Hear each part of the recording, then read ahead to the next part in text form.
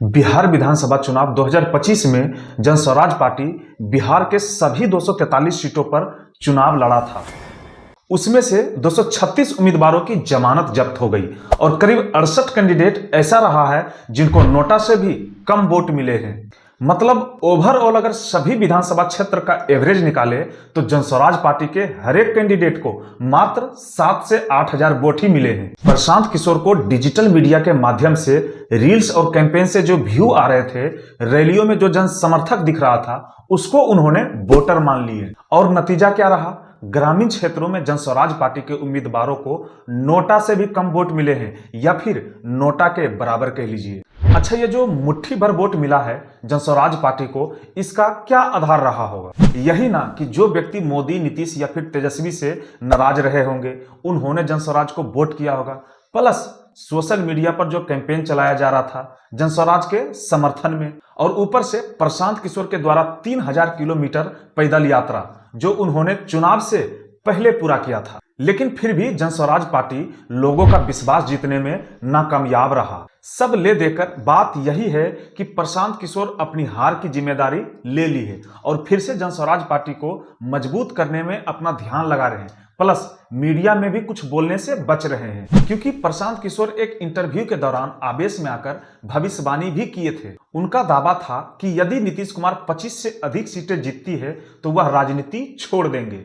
लेकिन रिजल्ट में नीतीश कुमार की पार्टी जदयू को 85 सीटें मिली, जिससे प्रशांत किशोर की भविष्यवाणी का भी बंटाधार हो गया। शुरुआती टाइम में देखने से ऐसा लग रहा था कि वोटर 3 भागों में बटे रहेंगे। कुछ एनडीए गठबंधन से वोटर कट के जन स्वराज पार्टी में जाएगा, कुछ महागठबंधन का भी वोट कटेगा, और यह सब वोट जन स्वराज पार्टी को मिल सकता है। लेकिन जन स्वराज पार्टी इस रेस में कहीं दिखा ही नहीं। मुकाबला एनडीए और महागठबंधन के बीच रह गया। बिहार चुनाव रिजल्ट आने के बाद एक बात तो साफ हो गया कि प्रशांत किशोर जो डेटा मॉडल पर अभी तक राजनीति करते आए थे, वो पूरी तरह से बिहार में फ्लॉप साबित हो गया।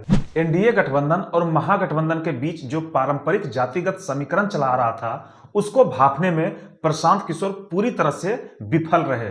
और इन दोनों का, एनडीए और महागठबंधन का इतिहास उठाकर देख लीजिए, जात पात और धर्म की राजनीति करते आया है। इन दोनों गठबंधन में नियम और कौशल दूर दूर तक देखने को नहीं मिलेगा। पॉलिटिकल एक्सपर्ट की माने तो जात पात और धर्म की राजनीति प्रशांत किशोर के डेटा मॉडल राजनीति पर भारी पड़ा है, जिसके कारण प्रशांत किशोर का जो एक छवि थी रणनीतिकार वाली, उस छवि का डाउनफॉल के रूप में देखा जा रहा है। प्रशांत किशोर की छवि एक चाणक्य के रूप में देखा जाता था कि यह जिस भी पार्टी में रहेंगे उसकी जीत पक्की होती थी। लेकिन जब उन्होंने खुद के जन स्वराज पार्टी बनाई तो वह 238 सीटों में से एक भी सीट नहीं जीत सके। 236 सीटों पर उनके पार्टी के उम्मीदवारों की जमानत जब्त हो गई, जिसके कारण प्रशांत किशोर जी का छवि खराब हो रहा है। इन्होंने लंबे समय तक अलग अलग पार्टी के लिए चुनावी रणनीति तैयार करते थे, फिर चाहे मोदी सरकार हो या ममता या फिर नीतीश सरकार। यह सभी पार्टी को चुनाव में जिताने के पीछे प्रशांत किशोर जी का बड़ा हाथ रहता था। लेकिन जब प्रशांत किशोर खुद चुनावी मैदान में उतरे तो उनका यह रणनीति, जो डेटा आधारित पर रणनीति तैयार करते थे, वह उनका जमीनी स्तर पर पूरी तरह से बेकार साबित हो गया। प्रशांत किशोर एक माहिर खिलाड़ी होने के बावजूद भी वह अपनी पार्टी के लिए बूथ लेवल पर मजबूत स्ट्रक्चर तैयार नहीं कर पाए, जिसके कारण जन स्वराज पार्टी को वन मैन आर्मी बोला गया, क्योंकि जन स्वराज पार्टी पूरी तरह से प्रशांत किशोर के इर्द गिर्द घूम रहा था। पार्टी में प्रशांत किशोर जैसा दूसरा कोई बड़ा नेता नहीं था जो जन स्वराज पार्टी को लीड कर सके। पार्टी को नेतृत्व का अभाव था।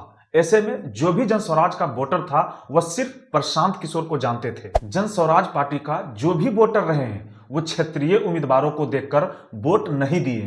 ऐसा नहीं था कि इनके उम्मीदवारों में कोई दिक्कत था।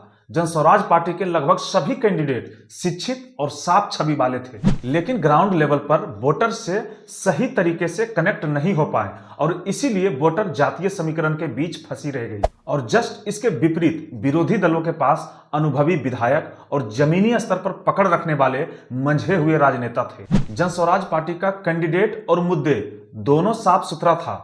उन्होंने अपने मैनिफेस्टो में शिक्षा, रोजगार और पलायन जैसी मुद्दों को प्राथमिकता दिया था। शीर्ष स्तर पर रणनीति और ब्रांडिंग भी मजबूत रखी थी, लेकिन वोटर धर्म और जात पात के नाम पर वोट कर दिया। अगर राजनीति एक्सपर्ट की माने तो प्रशांत किशोर शतरंज के खिलाड़ी थे, लेकिन उन्होंने कबड्डी के मैदान में उतर गए और इस हार के बाद जनस्वराज पार्टी में लगातार कर्मचारियों को छांटा जा रहा है।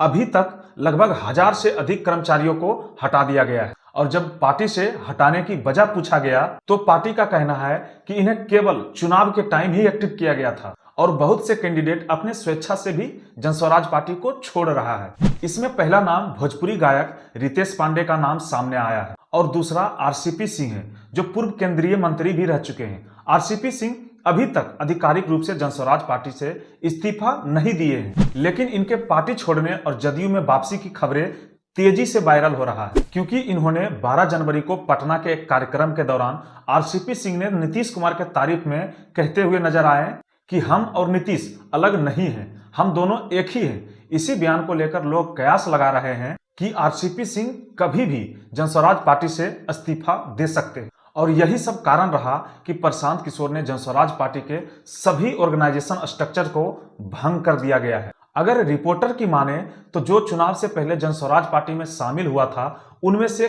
कई लोग घर वापसी की तैयारी कर रहे हैं, जनस्वराज पार्टी को छोड़कर किसी दूसरे पार्टी में शामिल हो रहे हैं। प्रशांत किशोर जनस्वराज पार्टी की पूरी संरचना को बदलकर एक नई शुरुआत करने की कोशिश कर रहे हैं। इस बार जो भी बिहार विधानसभा चुनाव में जो भी गलतियां हुई है उसको सुधार कर एक नए सिरे से जनस्वराज पार्टी को फिर से खड़ा करने की कोशिश कर रहे हैं। प्रशांत किशोर नवंबर 2025 में पटना के शेखपुरा हाउस में हुई जनस्वराज नेशनल काउंसिल की बैठक में एक बड़ा निर्णय लिया था। उन्होंने चुनाव में जनस्वराज पार्टी के खराब प्रदर्शन के बाद इसके पूरे ऑर्गेनाइजेशन स्ट्रक्चर को भंग कर दिया गया था। इस नेशनल काउंसिल की बैठक में पंचायत स्तर से लेकर राज्य स्तर तक की सभी यूनिट को भंग करने का निर्णय लिया गया। इसमें बैठक का मेन पर्पस था चुनाव में हुई हार के कारणों की समीक्षा करना और फिर से जनस्वराज पार्टी को एक नए सिरे से एक्टिव करना। प्रशांत किशोर चुनाव जीतने के बजाय कुछ अलग एजेंडे पर काम कर रहे हैं या इंश्योर करने की कोशिश कर रहे हैं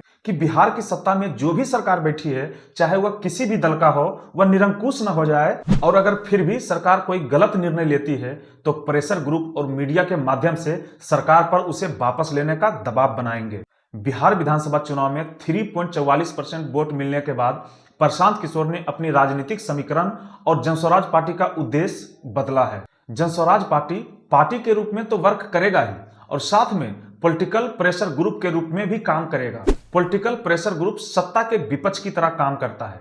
ये विधानसभा में तो नहीं बैठता है, लेकिन सड़क पर उतरकर आंदोलन के जरिए सरकार से अपनी बात मनवाता है, जैसे कोई भी एनजीओ या फिर ट्रेड यूनियन, और अब पॉलिटिकल प्रेशर ग्रुप के जरिए जनस्वराज। जिससे होगा क्या, जो अभी तक जीते हुए नेता बेलगाम घूम रहा था उस पर लगाम लगाने की तैयारी चल रहा है। इससे पहले क्या हो रहा था कि सत्ता में आने के लिए नेता सब जनता से झूठ मूठ के वादा कर देता था और सत्ता में आने के बाद वादा पूरा करने के बजाय इन नेताओं के द्वारा 5 साल तक जनता को बेवकूफ बनाते रहता है। प्रशांत किशोर जी पॉलिटिकल प्रेशर ग्रुप के तहत बिहार को कैसे विकास किया जाए उसका ब्लूप्रिंट जनता के सामने रखेंगे।